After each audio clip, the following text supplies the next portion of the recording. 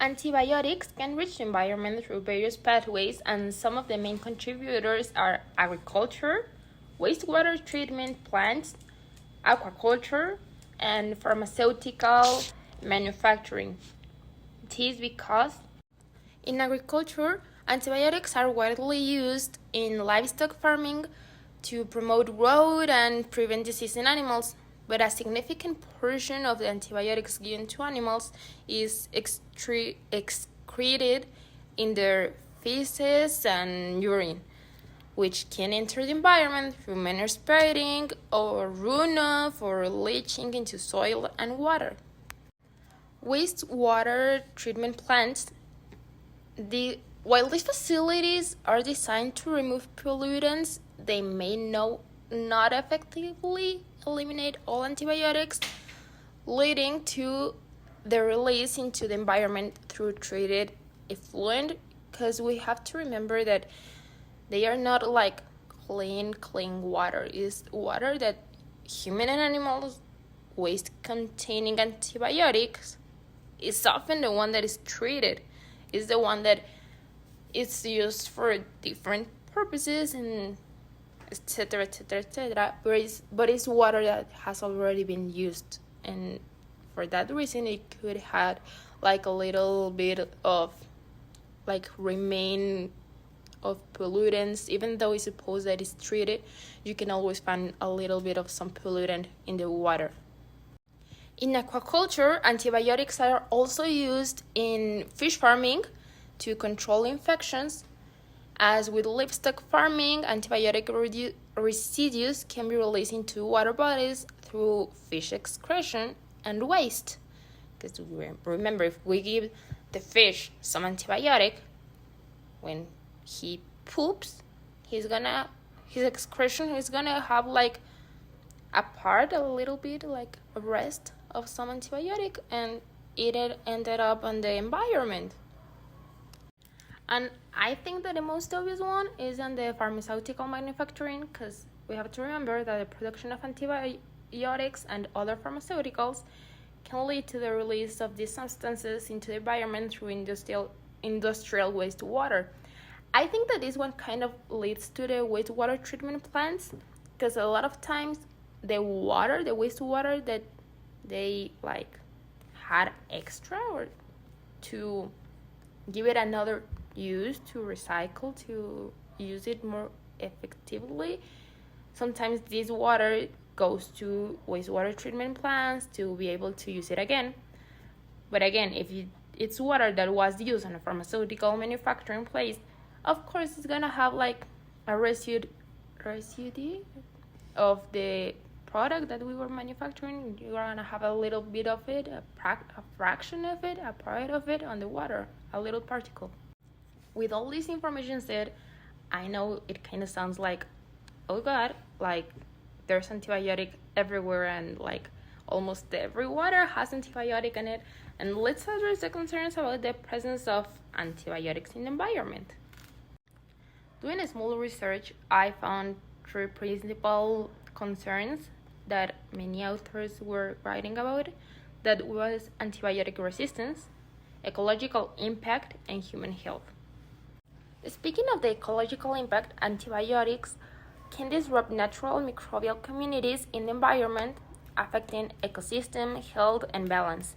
Some beneficial bacteria may be harmed while others may thrive, altering the normal ecological dynamics.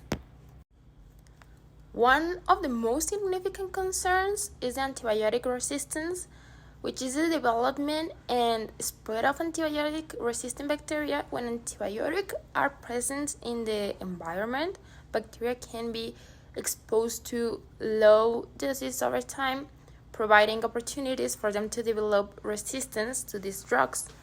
Antibiotic-resistant bacteria can then transfer the resistance genes to other bacteria, including those that can cause human and animal infections, making it harder to treat such infections effectively.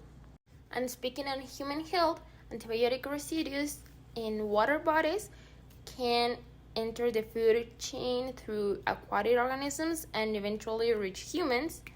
Although the direct health risk to humans from environmental antibiotic exposure are still being studied, and there are concerns about potential long-term effects. So we are still in the process of analyzing the results and studying and what it can cause to human health, but that is a supposed result that it can cause.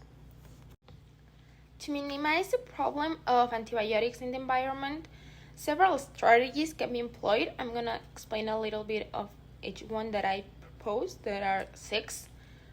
Would be proper antibiotic use, improved wastewater treatment, antibiotic monitoring, pharmaceutical industry regulations, research and innovation, and public awareness. Proper antibiotic use promote responsible and judicious use of antibiotics in both human medicine and agriculture.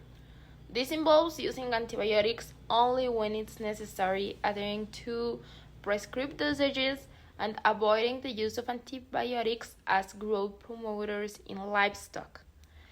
Improve wastewater treatment. What I mean is to upgrade and optimize wastewater treatment plants to better remove antibiotics and the residues from effluents before they are discharged into the environment. With antibiotic monitoring, what I mean is to implement monitoring programs to track antibiotic levels in water bodies, soil, and food products. This data can help identify areas of concern and track the effectiveness of mitigation efforts. With pharmaceutical industry regulations, I think this one is one of the most important ones, is to strengthen the regulations for pharmaceutical manufacturing to minimize the release of antibiotics and other drugs into the environment. I think this one is one of the most important. With research and innovation, I think that is one is kind of the futuristic one, because it's the one to innovate, to support research, to invest. What I mean is support research into alternative approaches to disease prevention in agriculture and in aquaculture that reduce the need for antibiotics. Additionally, invest in the development of new treatment options that are less likely to contribute to antibiotic resistance. And lastly but not least, public awareness. Increase public awareness about the importance of proper antibiotic use and its impact on the environment. I think that this one is also one of the most important. Public awareness. We have to be aware of the damages and the results of taking antibiotics, and we have to be responsible if we need to use it. By implementing these measures, we can work towards reducing the presence of antibiotics in the environment and mitigate the associated risks to public health and ecosystems. And that would be basically all. Thank you.